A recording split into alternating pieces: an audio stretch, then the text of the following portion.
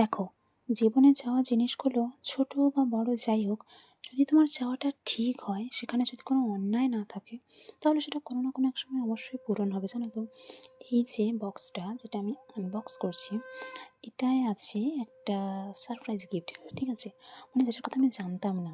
সকালে যখন আমার ফোনে ওই ৮টার কিছু পরে এসএমএস আসে যে একটা পার্সেল আসবে, আমি তখন মানে আকাশ থেকে পড়লাম এরকম একটা ব্যাপার। খুব অবাক হয়েছিলাম। সাথে মনে একটু টেনশনও কাজ করছিল যে কোথায় আবার কী পার্সেল আসবে, কার পার্সেল তা তো জানি না, কেন বা আসবে, অনেক কিছু ভাবছিলাম। আর মূল কথা হচ্ছে, আমার যেহেতু কয়েকদিন কিছু পরীক্ষা ছিল, তো সেজন্য আমি আগে থেকে কোনো অর্ডার দিইনি। কেননা যদি পরীক্ষার টাইমে বা যাই হোক কাছাকাছি সময় যদি আসে, তো তাহলে আমারই সমস্যা হবে, আমি সেটা রিসিভ করতে পারবো না। আর যেহেতু ফোন আমার কাছে থাকবে, তো বাড়িতে মা থাকলেও রিসিভ করা হবে না। সেজন্য একটু চিন্তাও কাজ করছিল। তারপর মনে পড়লো যে এটা একজনেরই কাজ হতে পারে এরকম আমাকে সারপ্রাইজ দেওয়ার। তো আমি যতবারই জিজ্ঞেস করছি, উত্তর কোনোই ঠিকঠাক আসছে না, নাও না আবার হ্যাঁও না। তো যাই হোক, তারপর অনেকক্ষণ পরে প্রায় ১২টার কাছাকাছি সময়ে, ১২টা অবশ্য না, তার আরও আগে, তো তখন জানতে পারি যে হ্যাঁ, আমি যার কথা ভেবেছিলাম সেই অর্ডার দিয়েছে। আমাকে বললো রিসিভ করে নিতে, পেমেন্ট আগে থেকে করাই আছে। তো আমি তো বলছিলাম রিসিভ করবো না, যদিও ওটা এমনি বলছিলাম। এবার কী আছে অর্ডার, সেটা আমি অ্যাপে গিয়ে খুলে দেখে নিয়েছি। তো সেখানে আমি ভেবেছিলাম যে শুধু হয়তো চকলেট থাকবে, মূলত কিন্তু হ্যাঁ, চকলেটটার জন্যই অর্ডারটা দিয়েছিল, কারণ পরীক্ষা শেষ হয়েছে সেজন্য একটু মিষ্টিমুখ করার জন্য, এই ভেবেই অর্ডারটা দিয়েছে। তো যাই হোক, ওটা যেহেতু একটা বিশেষ কী বলা যায় জিনিস, তো সেখানে আরও অনেক কিছুই ছিল, ভালোবাসার অনেক কিছু ছিল। তো সেগুলো খুব সুন্দর, এতটা সুন্দর যে মানে মন খুশি হয়ে যাবে এরকম। আমি তখন মনে মনে একটা জিনিসই কল্পনা করছিলাম যে যেটার কথা একসময় মনে মনে নিজে ভাবতাম, আমি কারোর কাছে কিন্তু কোনো বলিনি, বা যে পাঠিয়েছে তাকেও কোনো বলিনি, কিংবা কারোর কাছ থেকে ওরকম আশা করিনি যে কেউ আমাকে দিক বা কেউ আমাকে দেবে তাহলে আমার ইচ্ছে পূরণ হবে, ওরকমটাও ভাবিনি।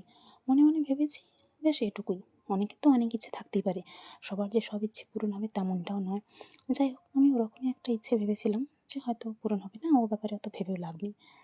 এবার কথা হচ্ছে, এই জিনিসটা আসার থেকে যখন আমার কাছে এসএমএসটা আসে, আমি অবাক যেমন হয়েছিলাম, প্রচণ্ড খুশি হয়েছিলাম।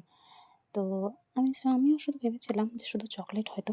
তো এখানে এই যে সারপ্রাইজ লেখা যে প্যাকেটটা, ওখানেও কয়েকটা কার্ড আছে যেগুলো খুব সুন্দর। তো যাই হোক, এত সুন্দর জিনিস যে কী বলবো, আমি যত দেখি ততই যেন কেমন একটা আদর আদর লাগে, নিজেকে যেন স্পেশাল স্পেশাল মনে হয়। এবার দেখো, আজকের দিনটা আমার কাছে এমনিতেও স্পেশাল, কেননা ৫ বছর আগে আজকের দিনটাই আমার কাছে ভয়াবহ আকার ধারণ করেছিল, যদিও সেটা রাত্রের দিকে। যাই হোক, তো সেখান থেকে কামব্যাক করাটা এতটা সহজ ছিল না। আমি সত্যিই ভাবিনি যে ৫ বছর পরে আমার জীবনে এরকম একটা দিন আসতে পারে, আমি এত ভালো থাকতে পারি, এত হাসি খুশি থাকতে পারি, সত্যিই ভাবিনি। তো যাই হোক, ওইরকম কথায় বলে না যে ভগবান যখন যা করে মঙ্গলের জন্যই করেন, সত্যিই তাই। কতটা যে এতে মঙ্গল লুকিয়ে আছে সেটা যার সাথে হচ্ছে শুধু সেই বুঝতে পারবে, অন্য কেউ বুঝতে পারবে না। এবার একটা কথা বলি, এখানে যে চকলেটগুলো আছে তার মধ্যে ডেয়ারি মিল্ক মোট আছে ৬টা, যেটা আমি প্রথমে বুঝতে পারিনি।